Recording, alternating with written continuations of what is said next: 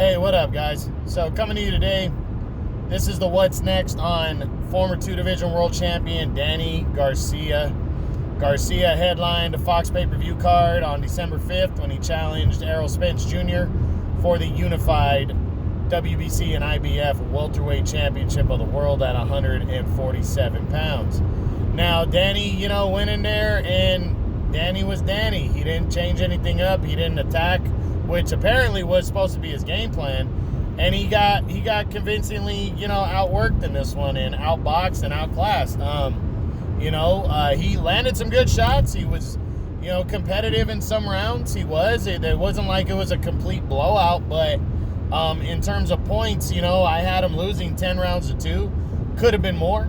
I really didn't think he won hardly any rounds. He didn't really put his foot on the gas pedal. He didn't seem too desperate to go out there and take the unified title from Errol Spence. He just fought his fight, which is counter-punching, boxer-puncher slash, and excuse me, he lost a one-sided decision because of it. So the big question now is what's next for Danny Garcia, the former 2-division champion? Well, I want to get a couple things out of the way.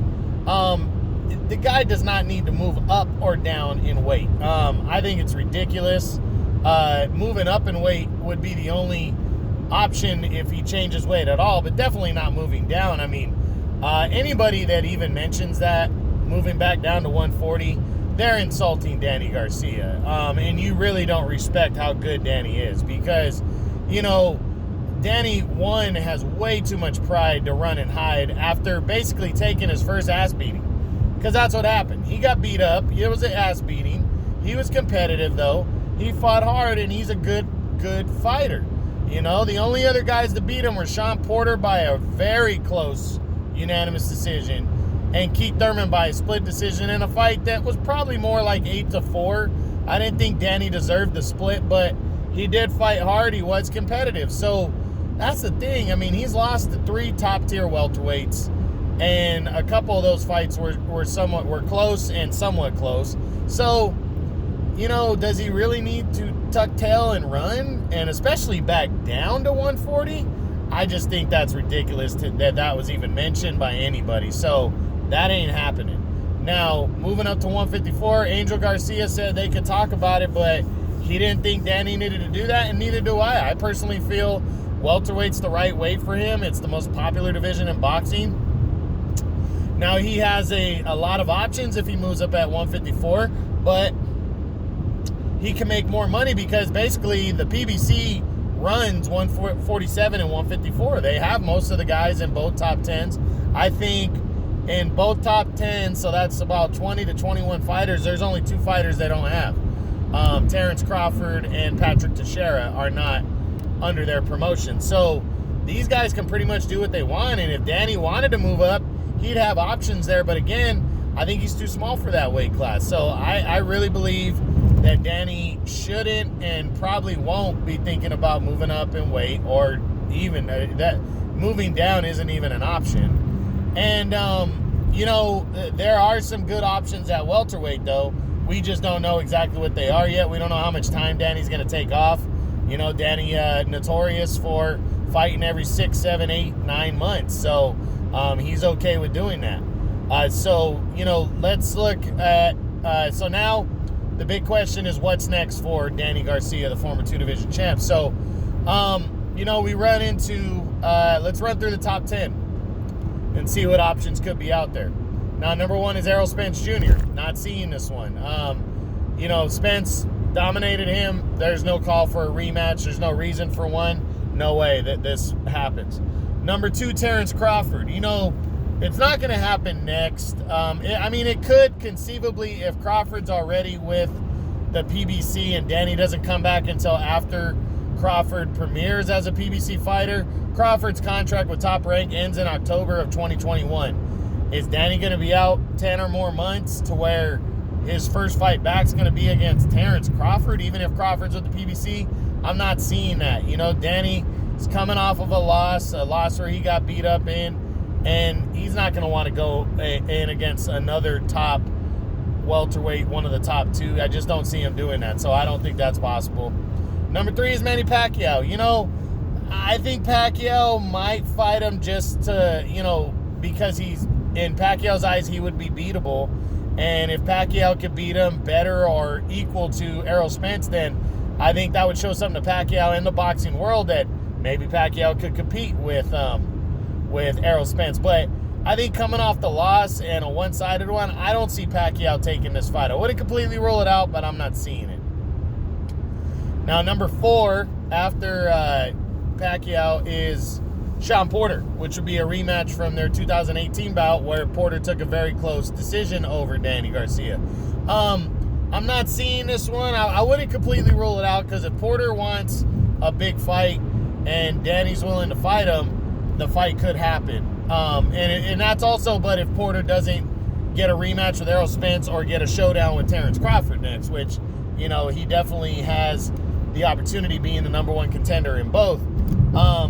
I mean, again, I wouldn't completely rule it out, but does Danny want to come back in his first fight against a guy who beat him? I don't think so. So I'm going to say no. Number 5 is Yordenis Ugas, the WBA regular champion.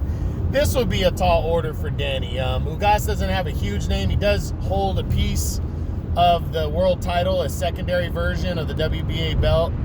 But, you know, he's a full load. He's very tough, you know, and I don't see Danny coming back into a fight like that.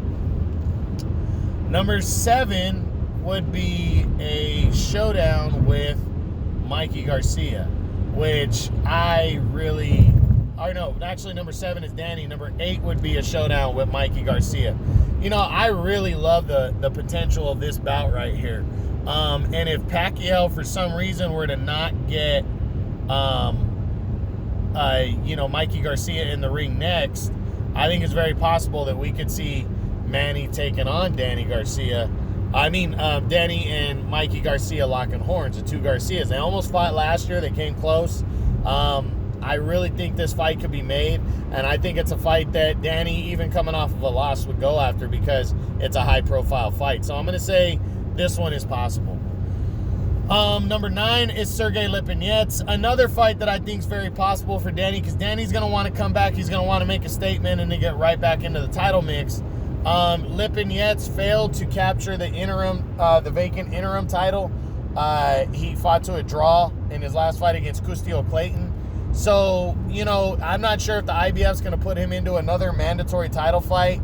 They could, but I'm not sure if they do or not. But Danny might be willing to fight him in some kind of an eliminator to move up the line. So yeah, I think this one could be possible. They're both PBC guys. Then number 10, we have a 2-way tie for 10th. First up is what's his name? Jamal James. You know, a PBC guy, but I don't see Danny dipping the well here. James has one of those like herky-jerky, kind of tall, long fighters, and I think that's a bad matchup for Danny, so I don't think he goes at it. And then finally would be a showdown for Danny with Josecito Lopez, you know, which I think is a great option for Danny. And it's a fight that Lopez, if he can't get any of the champions in the ring, which I don't think he will, I think it's a fight he would wait around for right here to get Danny in the ring. You know, Lopez has been hot since his very close decision loss to Keith Thurman in a fight where he had Thurman hurt badly and almost knocked him out in the 7th round. So Lopez is riding a wave of confidence. Danny would be trying to get back in the mix. I could see these guys fighting in the second half of next year and waiting around for it. So yeah, I think it's possible. And that's it for the top 10 against Danny Garcia. So the most logical opponents for me would be a showdown. I think number 1 would be a showdown with Josecito Lopez. Then I think Lipinets or Mikey Garcia are all possible options. But I wouldn't be surprised if Danny dipped down and took on Andre Berto or somebody along those lines. I just hope he doesn't do that. I hope he goes after a top 10 guy that can fight and proves himself. But we'll see. So that's the what's next on former 2-division champion Danny Garcia coming off the loss to Errol Spence. I hope you guys enjoyed this. True Boxing, you've been hit with the truth.